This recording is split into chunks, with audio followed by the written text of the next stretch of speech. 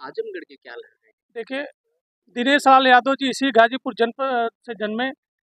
ये दूसरी बार वो चुनाव लड़ रहे हैं। इससे पहले वो डेढ़ साल सांसद भी रहे।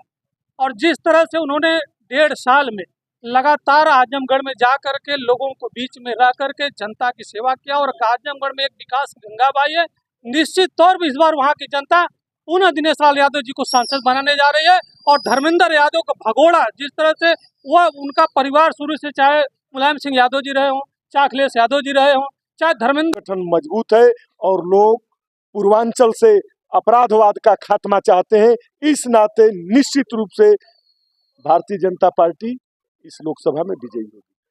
विपक्ष लगातार दावेदारी कर रहा है कि शिक्षा के माफिया कहे जाते हैं और कट्टा बनाम कलम की नारा चल रहा है जिले में। इसको किस तरह से देखते हैं? मैं ठीक सही से देख रहा हूं। वास्तव में एक और कलम चलाने वाले प्रत्याशी श्री पारसनाथ राय हैं, तो दूसरे ओर कट्टा चलाने का इतिहास रहा है, वैसे लोग प्रत्याशी हैं। जनता इनके अपराधवाद से मुक्त होना चाहती है और इस बार निश्चित रूप से पूर्वांचल के माध्यम से पूरे उत्तर प्रदेश से माफियावाद का सफाया हो जाएगा इस चुनाव में।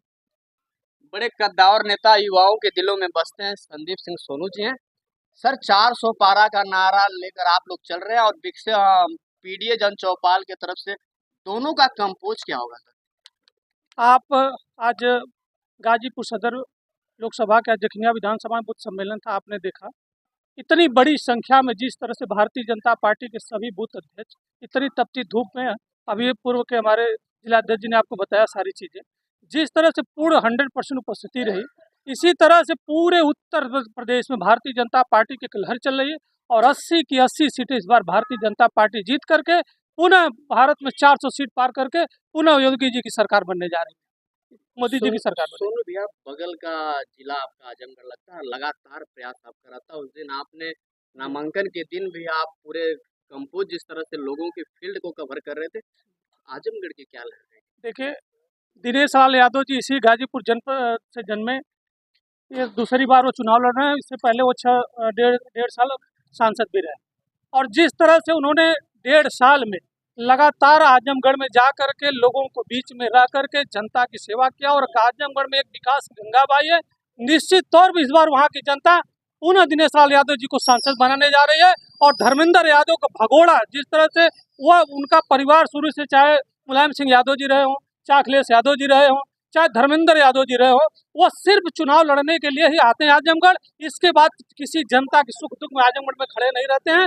और वह जनता, आजमगढ़ की सम्मानित जनता इस बार बिल्कुल तौर पर उनको नकार चुकी है। और दिनेश यादव प्रचंड बहुमत से इस बार फिर चुनाव जीतने जा रहे हैं। आखिरी सवाल है सोनू भैया, जिस तरह से लोग कहते हैं कि संविधान खतरे में, लोकतंत्र खतरे में है, अगर देश को बचाना है तो मोदी को हटाना है, आखिरी में क्या कहेंगे? मित्र, बहुत अच्छी बात आपने मुझसे पूछा। मैं आपकी सोशल मीडिया के माध्यम से एक बात मैं कहना चाहूँगा कि सन 2014 से पहले भी सरकार रही, कांग्रेस की रही है, उत्तर प्रदेश में भी सरकार रही।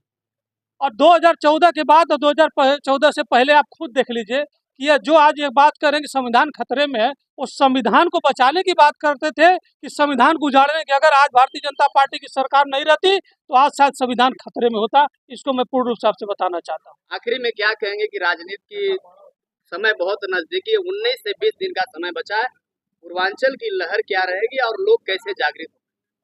मैं पहले भी कहा और अभी भी कह रहा हूँ, इस जखनिया विधानसभा में अभी बूथ सम्मेलन में आपने देखा कि जिस तरह से 100% बूथ अध्यक्षों, मैंने बताया पूरा उत्तर प्रदेश मन बना लिया है।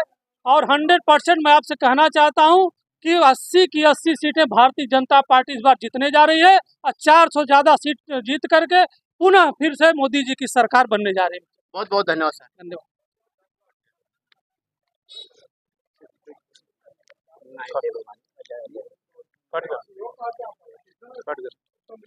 कब कटल?